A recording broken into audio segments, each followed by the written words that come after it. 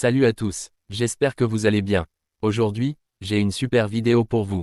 Quand le Barça laisse filer son avenir au milieu de terrain, quel attaquant incarnera l'avenir du Barça après Lewandowski?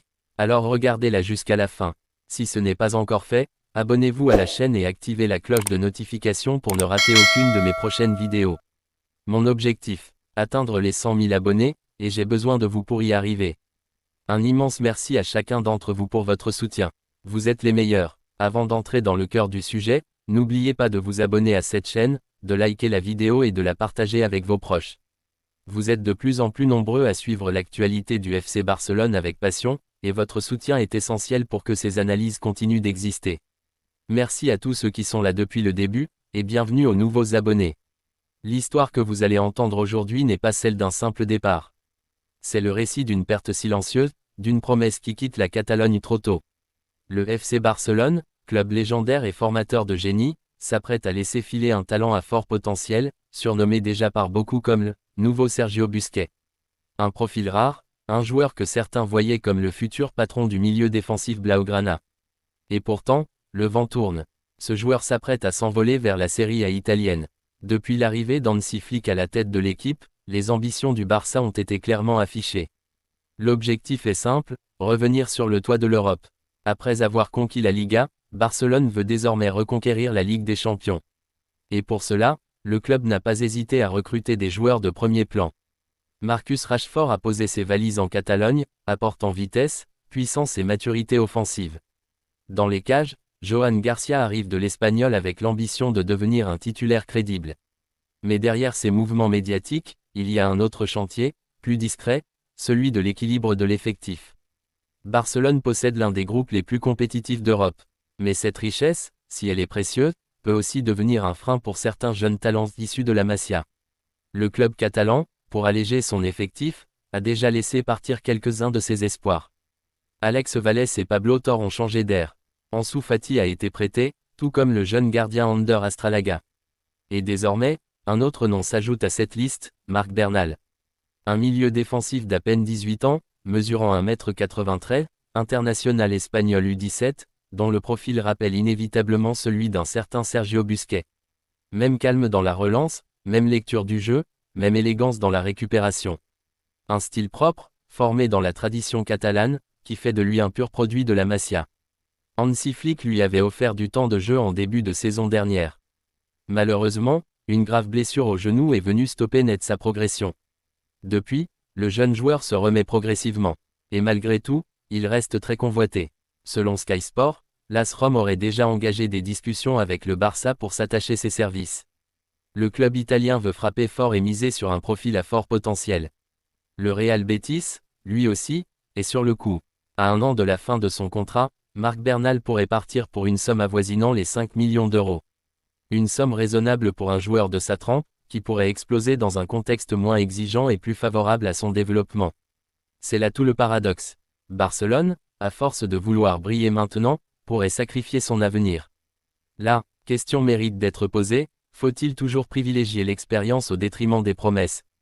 Quand on voit ce que Busquets a représenté pour le Barça, on comprend que certains profils méritent patience et protection.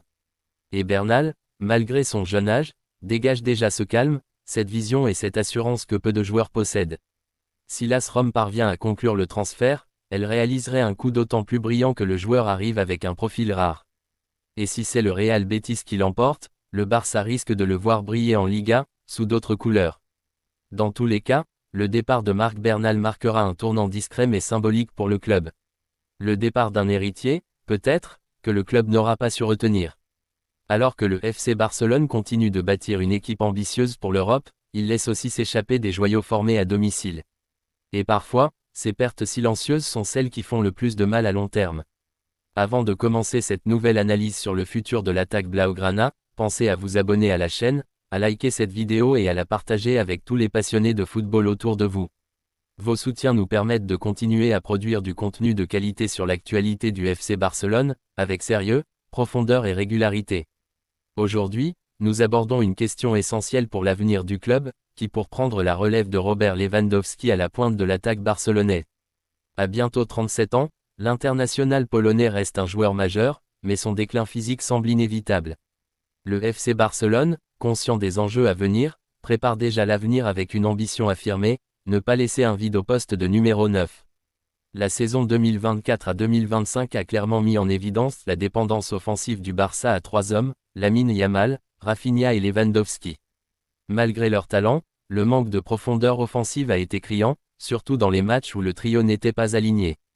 Pour combler ce déséquilibre, le club a déjà obtenu le prêt de Marcus Rashford, une recrue de poids venue de Manchester United, capable d'évoluer sur tout le front de l'attaque.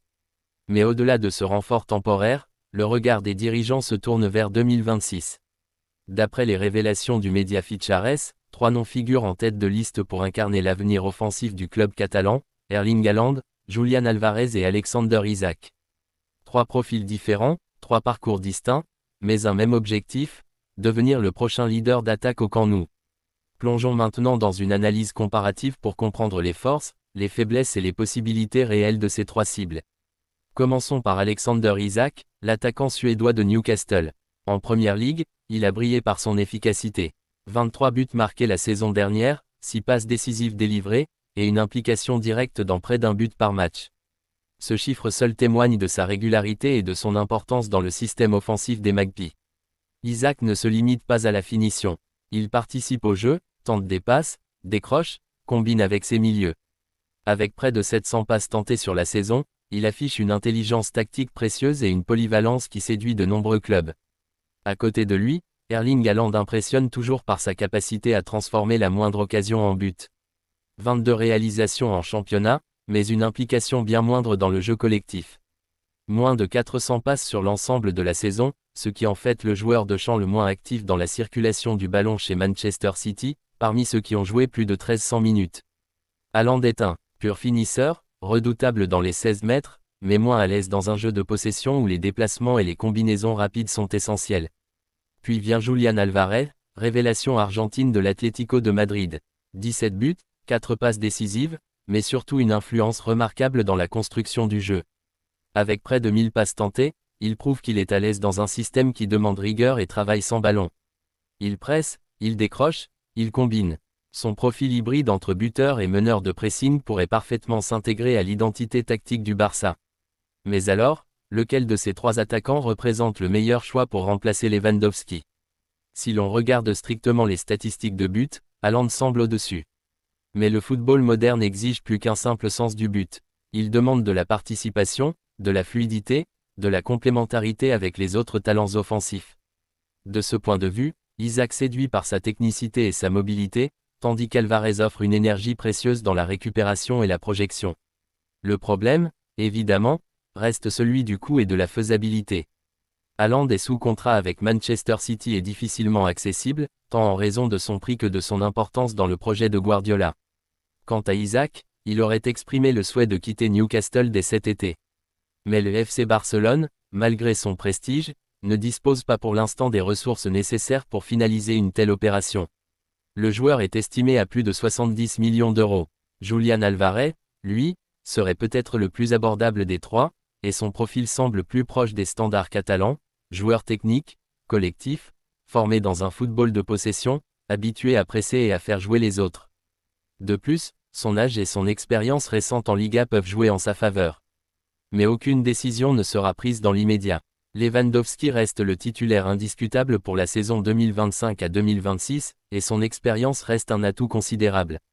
Il encadre les jeunes, fait peser son aura sur les défenses, et offre toujours des garanties en championnat comme en Ligue des Champions. Néanmoins, la direction sportive du Barça n'a plus le droit à l'erreur. L'après Lewandowski doit être anticipé avec rigueur. Les choix de recrutement doivent correspondre à l'ADN du club, à ses capacités financières, mais aussi à sa vision du jeu de demain. Entre l'explosivité brute de Haaland, la finesse technique d'Isak et l'intelligence tactique d'Alvarez, le Barça devra trancher. Alors selon vous, quel serait le profil idéal pour prendre la relève de Robert Lewandowski? Lequel de ces 3 noms pourrait réellement marquer l'histoire du club dans les années à venir? Dites-le en commentaire, et surtout n'oubliez pas de vous abonner, de liker cette vidéo et de la partager avec les vrais amoureux du Barça. Merci pour votre soutien. Yeah.